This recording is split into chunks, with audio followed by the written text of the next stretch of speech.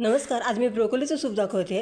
इथे मी ब्रोकोलीचे तुरे सेपरेट करून घेतलेले आहेत आणि गॅस चालू करून त्याच्यामध्ये पाणी गरम करून थोडंसं मीठ टाकलेले आहे आणि ब्रोकोलीचे तुरे आणि वाटीभर मटार घातलेले आहेत आणि ते ब्लँच करून घेतलेले आहेत. ते थंड झाल्यावर मी मिक्सरमधून काढून त्यांचं मिश्रण तयार केलेले आहे. आता गॅस चालू करून एका कढईमध्ये मी 2 चमचे तूप घेतलेले आहे.